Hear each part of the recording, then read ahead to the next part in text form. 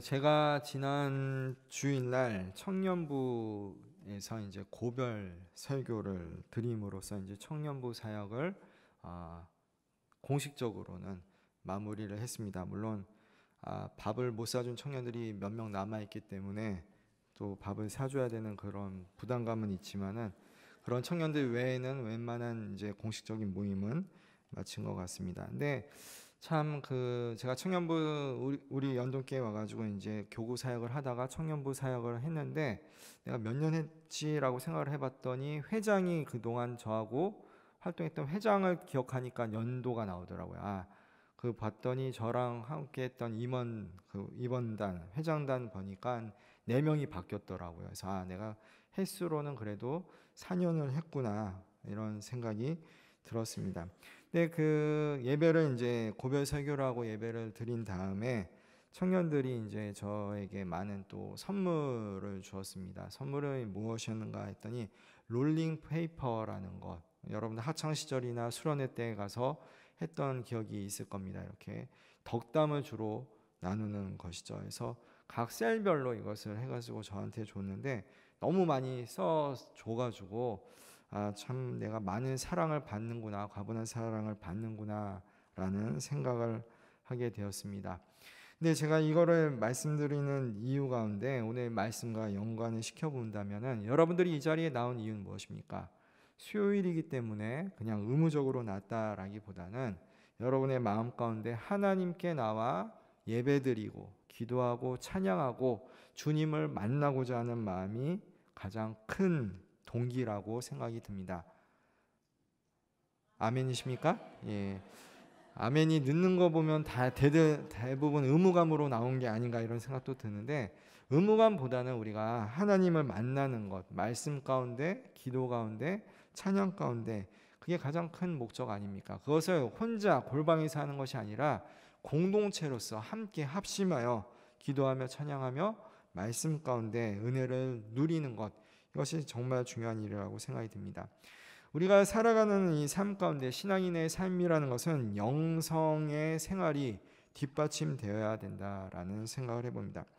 영성의 생활이라는 것 중에 중요한 것은 무엇인가 하면 스스로에게 이런 질문을 던져보면 좋습니다.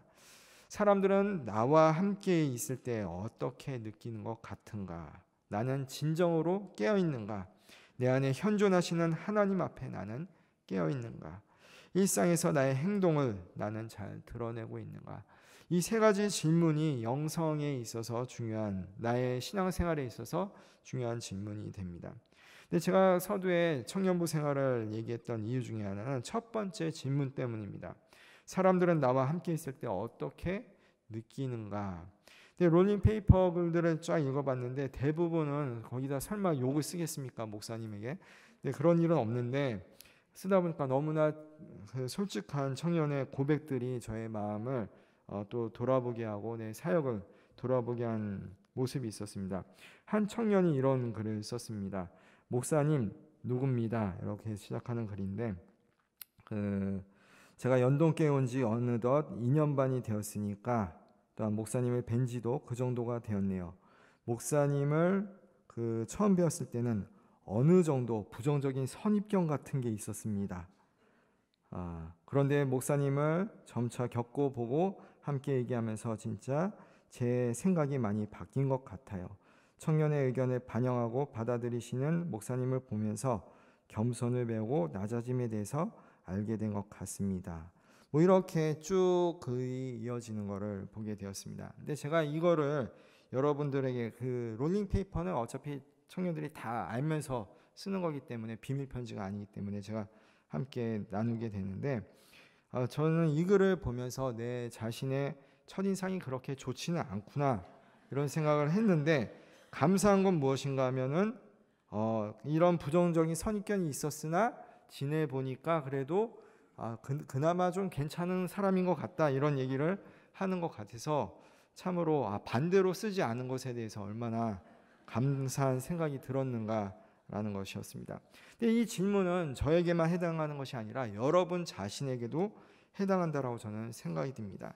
사람들은 여러분과 함께 있을 때 어떻게 느끼는 것처럼 여러분이 인식을 하고 있습니까?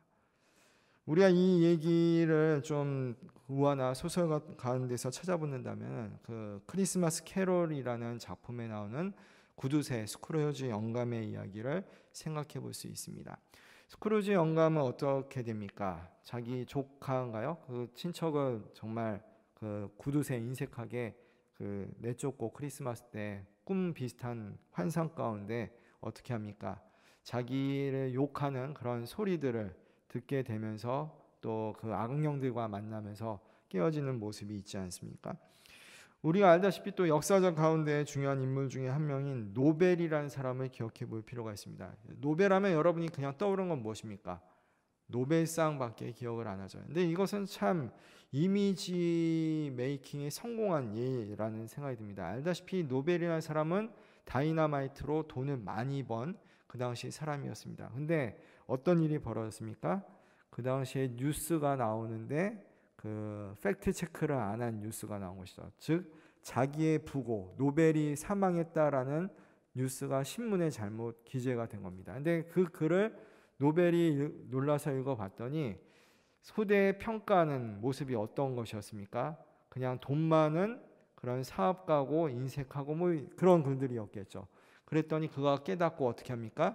자기의 재산을 환원하면서 노벨상이라는 것을 만들게 됩니다. 그래서 후대에는 그 노벨이라는 사람은 어떻게 생각합니까? 정말 역사 가운데 훌륭한 사람들에게 상을 주는 사람으로서 인식을 하지 그 돈 많은 구두쇠나 그렇게 생각하지 않는다라는 것이죠. 우리가 이런 사실들을 놓고 기억해 볼 것은 여러분들이 나중에 훗날 주님 앞에 설 때 물론 주님 앞에 우리의 믿음을 갖고 서는 것도 중요하지만 여러분이 이 세상을 떠날 때 남겨진 사람들이 여러분을 후대에 어떻게 평가할 것인가 이것들을 우리가 생각해 본다면 지금 나의 삶이 다른 사람들의 눈에 어떻게 비치는가 이것은 늘 한번 고민해 봐야 할 문제라는 생각이 듭니다. 오늘 본문 말씀은 예수님께서 마지막 공생애를 보내는 시점에서 예루살렘 성에 입성하신 다음에 하신 말씀입니다. 오늘 이 말씀의 주제 짧은 석절밖에 안 읽었지만은 이것은 그 주제는 종말에 대한 경고다라는 겁니다. 우리가 읽진 않았지만 이 누가복음 이 21장 앞부분 특별히 29절부터 시작되는 내용을 보면은 무화과 나무의 비유를 너희가 보고 알아라라고 하는 설명이 있습니다. 무화과 나무의 비유는 무엇입니까? 싹이 나면 너희가 그 여름이 가까운 것을 알고 잎사귀가 푸르른 것을 바라보면서 계절의 변화를 알듯이 지금은 너희가 영적으로 깨어 있어야 하는 시점이다라는 것을 말씀을 하는 겁니다. 우리가 이 말씀을 생각을 할 때 영적인 시기를 제대로 분별하라 주님께서 말씀을 하시는 그 까닭은 무엇입니까? 종말이 가까이 왔기 때문이다라고 말씀을 합니다. 사실 여러분들이 종말이라는 시간의 관념은 우리의 인간적인 시간의 관념으로 이해를 하면은 예수님이 오신 지 2000년이 지났는데 왜 아직 종말이 안 오는가 이렇게 생각할 수도 있습니다. 그러나 우리가 믿는 하나님은 현재성을 늘 영원한 현재 가운데 거하시는 하나님이십니다. 그래서 베드로서에서도 뭐라 그럽니까? 죽게는 하루가 천년 같고 천년이 하루 같다라는 이 사실 하나를 잊지 말라라고 말씀을 하십니다.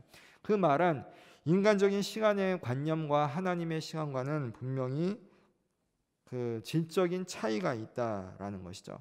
그러면서 예수님은 종말에 대한 경고의 말씀을 이렇게 하고 있습니다.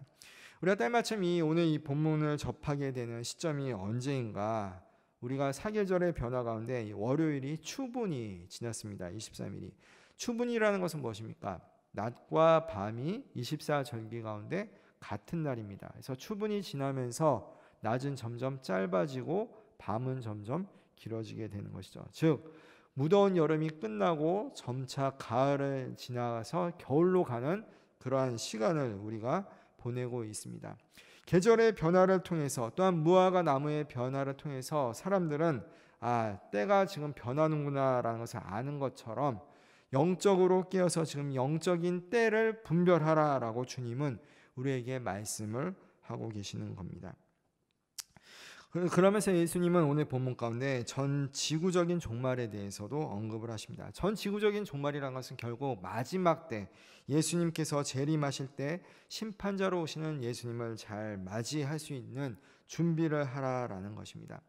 예수님은 누가복음뿐 아니라 다른 복음서, 우리가 알고 있는 마태복음서도 열처녀의 비유를 설명하시는 것처럼 많은 그 예수님의 재림에 대한 그러한 종말에 대해서 우리에게 깨어 있으라라는 경고의 말씀을 하고 계십니다. 여러분들은 이 깨어 있으라라는 이 말씀을 오늘 좀 더 깊이 우리 삶에 적용하면서 묵상하면 좋겠습니다. 저는 이 깨어 있으라라는 것을 묵상해 볼 때 잘못된 깨어남의 예가 또한 오늘 말씀에 예수님의 말씀 가운데 있다라는 것을 생각합니다. 잘못된 깨어남의 예는 34절에 보면 이런 말씀이 있습니다. 생활의 염려로 마음이 둔하여진다라는 것이죠.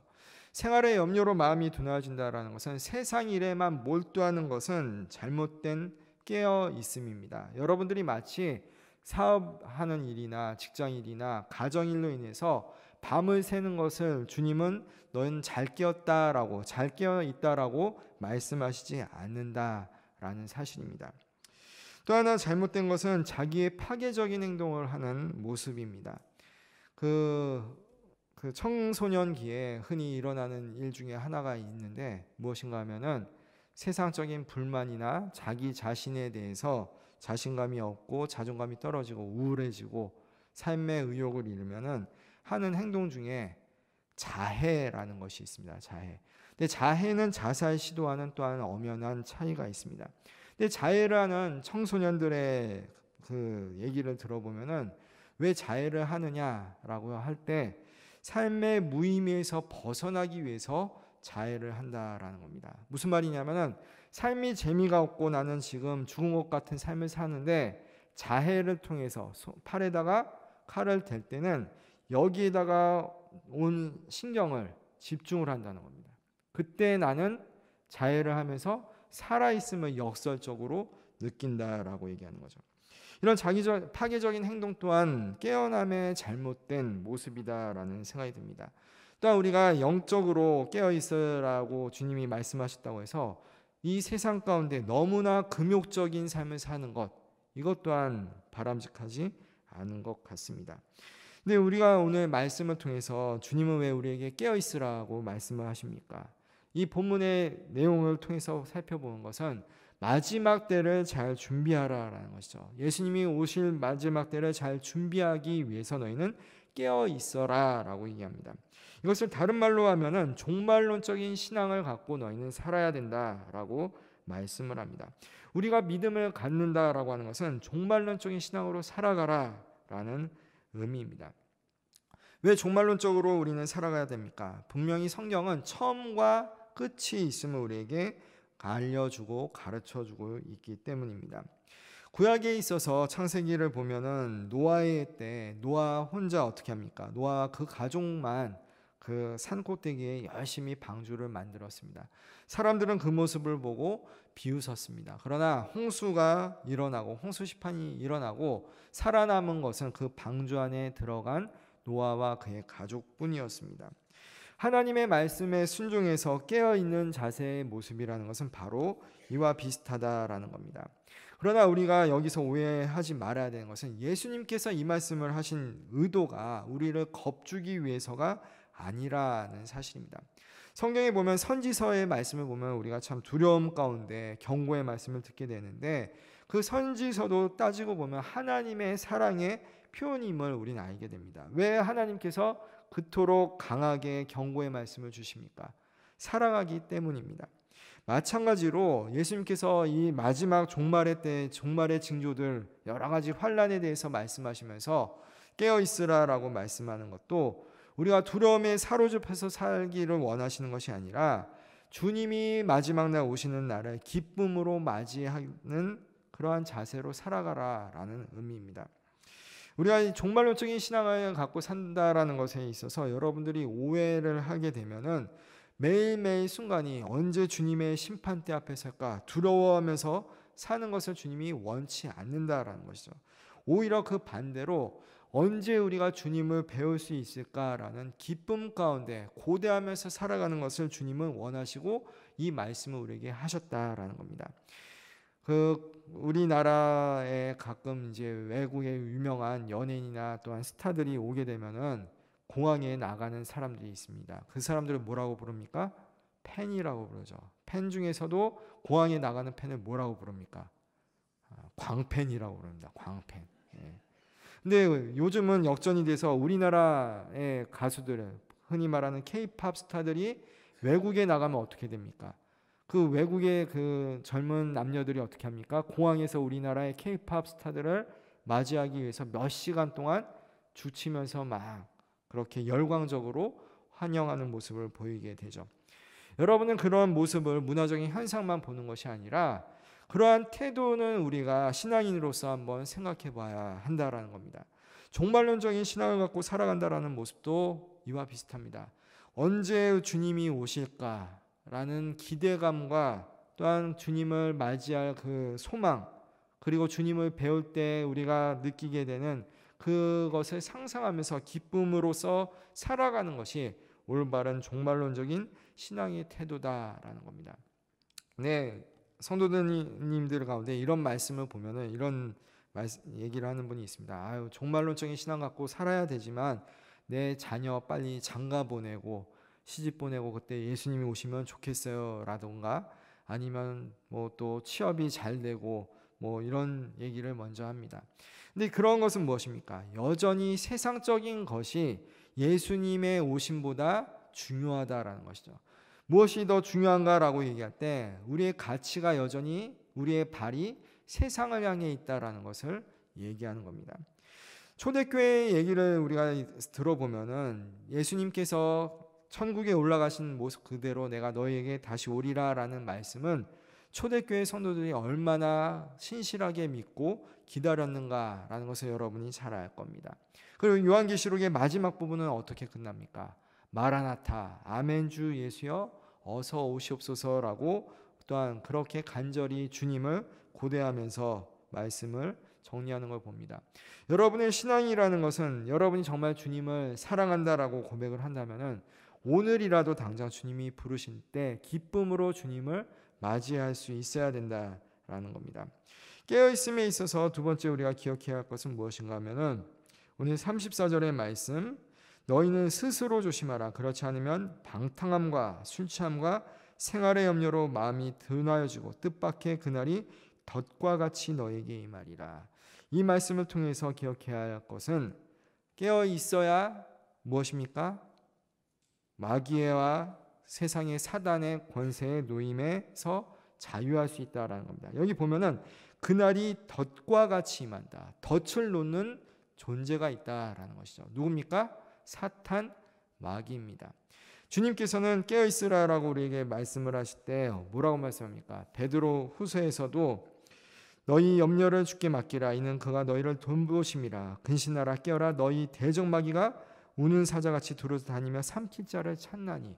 근신하라 깨어라 말씀하면서 대적마귀가 사자처럼 삼킬 자를 찾아 헤맨다라고 말씀을 하고 있습니다. 또한 그 말씀 가운데 디모데후서 2장 26절에 보면 그들로 깨어 마귀의 올무에서 벗어나 하나님께 사로잡힌 바 되어 그 뜻을 따르게 하실까 함이라. 그래서 깨어서 마귀의 올무에서 벗어나도록 하라라고 주님은 말씀을 하고 있습니다. 이 시대는 영적으로 혼탁한 시대입니다. 신천지라는 이단뿐 아니라 여러 이단들이 정말 주변에 많이 있습니다. 이럴 때일수록 주님께서 우리에게 뭐라고 말씀하십니까? 너희는 깨어서 사탄 마귀를 온전히 대적하고 그들의 실수, 그들의 덫에 빠지지 말라라고 말씀을 하고 있습니다. 여러분들이 깨어 있어야 되는 이유는 여러분들만 그 사탄 마귀의 덫에 빠지는 것을 주의하라라는 의미는 아닙니다. 누굽니까? 바로 옆에 있는 지체들도 빠지지 않도록 우리가 지켜줘야 하기 때문에 잘 깨어 있어야 된다라는 사실입니다. 세 번째 깨어 있으라라는 의미는 무엇인가 하면은 영적인 삶을 살아라라는 겁니다. 영적인 삶. 영적인 삶이라는 것은 무엇입니까? 세상적인 삶에서 벗어나서 온전히 하나님과 동행하는 삶을 사는 것이 깨어 있는 것이다라는 겁니다. 로버트 윅스라는 영성신학자는 이런 말을 했습니다. 영적인 삶이라는 것은 무엇인가? 바로 영적인 태도, 올바른 태도, 우리의 태도가 언제나 하나님께로 향해 있는 것. 그리고 두 번째로는 규칙적이고 또한 삶 가운데 훈련된 기도 생활이 있는 것. 그리고 세 번째는 예수님의 마음을 품고 사랑으로 이웃을 섬기는 것. 이것이 바로 영적인 생활에서 가장 기본이 되는 것이다 라고 얘기했습니다. 우리가 깨어 있어야 된다라는 것은 무엇입니까? 정말 우리의 태도가 주님께로 향하는 것, 그리고 또한 우리가 늘 기도 생활에 힘쓰는 것, 그리고 예수님의 마음으로 이웃을 사랑으로 섬기면서 선행을 하며 또한 그들에게 하나님의 자비하심과 긍휼하심을 나타내 보이는 겁니다. 이 중에서 특별히 이 시간 좀 깨어있음과 주의해 볼 때 태도에 대해서 잠깐 나누고자 합니다. 왜 태도가 중요합니까? 우리가 깨어있다라는 것은 그냥 우리 스스로 깨어있는 것이 아니라 태도라는 겁니다. 영적으로 깨어있다라는 게 태도라는 것은 앤서니 드멜로라는 신부님이 이런 우화를 들었습니다. 무슨 얘기를 했냐면은 한 수도원에 수도사가 이제 새내기 수도사가 들어와서 보니까 정말 거기서 존경받는 어르신 그 나이 많은 그 수도사에게 이런 질문을 합니다. 그 수도사님, 제가 깨어있기 위해서 무엇을 해야 합니까? 이런 질문을 한 겁니다. 그랬더니 그 늙은 수도사가 하는 말이 너가 깨어있기 위해서 할 수 있는 일이란 아무것도 없다라고 얘기합니다. 마치 너가 태양을 떠오르게 할 수 없는 것과 마찬가지다라고 얘기를 한 겁니다. 그러자 그 새내기 수도사가 다시 이런 반문의 질문을 합니다.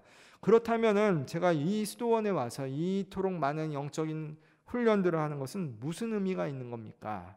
라고 다시금 되묻습니다. 그러자 그 수도사가 하는 말이 그것은 태양이 떠오를 때 네가 온전히 깨어있기 위함이다 라고 얘기를 했습니다. 이 말은 좀 우리가 그 현학적으로 들리기 때문에 철학적인 그런 메타포이기 때문에 어렵습니다. 그러나 여기서 얘기하는 건 무엇인가 하면은 깨어있으라라는 것의 가장 핵심적인 주제는 우리가 온전한 태도, 바로 하나님을 바라보는 태도를 갖고 살라라는 겁니다. 더 쉬운 예를 든다면은 여기 이 물컵을 들 수 있습니다. 이 물컵에 물이 들어있기 위해서는 이 물잔이 컵잔이 어떻게 있어야 됩니까? 바로 똑바로 있어야 됩니다. 이것이 옆으로 쓰러져 있거나 거꾸로 뒤집어져 있으면은 물이 들어갈 수가 없는 것이죠. 물을 채울 수가 없는 겁니다. 하나님께서 우리에게 역사하시고 다가오시는 그것을 우리가 만들어낼 수 없습니다. 마치 그 바켓을 바깥에 내어놓고 비가 오기를 기다리는데 비가 안 올 수도 있는 것이죠. 그러나 하나님의 은혜가 우리에게 임할 때 그 바켓가 제대로 있으면 어떻게 됩니까? 하나님의 그 자비하심과 그 은혜의 비를 받을 수가 있는데 그것이 제대로 되어 있지 않으면 어떻게 됩니까? 받지 못한다라는 겁니다. 바로 영적인 생활에서 중요한 것은 태도다라고 말할 때 우리의 태도가 과연 하나님께로 향해 있는가라는 것을 여러분들이 스스로 한번 생각해 볼 필요가 있습니다. 나의 그 삶에 있어서 아까 처음에 드렸던 질문처럼 난 늘 깨어 있는가? 하나님의 현존하심 앞에 나는 지금도 서 있는가라는 질문에 여러분들은 어떻게 자신 있게 대답할 수 있겠습니까? 저는 오늘 이 말씀을 준비하면서 그 시편 말씀 가운데 시편 119편의 저자가 이런 그 얘기를 했습니다. 164절에 보면 주의 의로운 규례들로 말미암아 내가 하루 7번씩 주를 찬양하나이다. 저는 이 말씀이 도전이 되었습니다. 하루에 7번씩 찬양하라. 물론 7이라는 숫자는 완전수고 나는 주님을 완전히 온전히 찬양합니다 이런 뜻이 있는 것이지만 그냥 횟수로 문자적으로 해석을 해볼 때 하루에 7번씩 주님을 찬양한다라는 것은 내가 하루에 의식적으로 주님을 기억하고 주님께 나아갑니다라는 의미입니다. 여러분들은 하루에 얼마나 기도를 한다라고 생각을 하고 있습니까? 얼마나 하루에 주님을 찬양한다라고 생각합니까? 얼마나 하루에 말씀을 본다고 생각합니까? 이것은 단순히 횟수를 얘기하는 것이 아니라 우리가 온전히 깨어 있어서 주님께로 향하는 태도를 우리가 갖는 것을 의미하는 겁니다. 사랑하는 성도 여러분, 여러분들이 깨어있기를 원합니다. 주님은 종말의 때 종말론적인 신앙을 갖고 우리가 깨어 있어야 된다라고 말씀을 합니다. 그리고 사탄 마귀를 대적하기 위해서 깨어 있으라라고 말씀합니다. 그리고 깨어 있는 것은 무엇입니까? 결국 영적인 생활을 제대로 하는 것을 우리에게 말씀합니다. 그래서 그 말씀 가운데 보면 항상 기도하여 깨어 있으라라고 말씀을 맺습니다. 여러분들의 삶이 이 수요일 날만, 이 시간만 깨어있고 기도하는 것이 아니라 남은 날들, 그 순간순간마다 하나님의 현존하심을 느끼며 살아가는 우리 복된 모든 성도님들이 다 되시길 주님의 이름으로 축원합니다. 이 시간 우리 함께 기도하기 원합니다. 우리가 여러 가지 기도 제목 가운데 오늘 말씀을 생각하면서 기도하기 원하는데, 첫 번째는 깨어있으라라는 말씀의 의미처럼 종말론적인 신앙을 갖고 살아가게 하소서. 내가 주님 앞에 바로 설 때 정말 예수님을 바라보는 기쁨이 그 고대함 가운데 지금도 살아가고 있는가? 지금 주님을 당장 만난다고 할 때 정말 기뻐하면서 우리는 주님을 만날 수 있을까? 종말론적으로 여러분들 살아가고 있습니까? 종말론적인 신앙을 갖고 살아가고 있습니까? 여러분의 믿음 생활을 놓고 기도했으면 좋겠습니다. 두 번째는 깨어있음의 의미를 생각하면서 사탄 마귀의 세력에 대적하도록 우리가 또한 기도하며 나가기 원합니다. 특별히 지금 이 시대에 횡행하고 있는 이단에 대해서 우리가 대처하며, 또한 우리 주변의 사람들이 그 이단에 빠져서 그 영혼들이 힘들어하는 것을 바라볼 때 우리가 중보하며 주님께서 정말 이 이단을 물리쳐 달라고 기도하며 나가면 좋겠습니다. 세 번째는 우리 삶을 돌아보며 영적인 삶을 살아가게 해달라고, 우리의 태도가 온전히 하나님께로만 향하게 해달라고, 주님을 의식하며 주님과 동행하며 주님과 함께하는 삶을 살게 해달라고, 깨어있게 해달라고 기도했으면 좋겠습니다. 이 세 가지 기도 제목을 놓고 함께 기도합니다. 사랑해 주님, 감사합니다. 이 시간 또한 말씀을 놓고 우리가 기도하며 나갑니다. 성령 하나님, 우리의 삶을 온전히 붙들어 주시옵소서. 주님, 마지막 때를 우리가 얼마나 의식하며 살아가고 있습니까? 예수님께서 이 땅에 다시 오심을 얼마나 고려하며 살아가고 있습니까? 세상에 우리의 발이 있는 것이 아니라 주님께 우리의 발이 향할 수 있도록 도와주시옵소서. 종말론적인 신앙을 갖고 살아가게 하시고, 주님을 배울 날이 날로 다가올 때마다 주님을 그 배우는 그 기쁨이, 기대감이 우리 가운데 온전히 있게 하여 주시옵소서. 사탄 마귀를 대적하기 원합니다. 주님, 깨어서 우리가 대적할 수 있게 도와주시옵소서.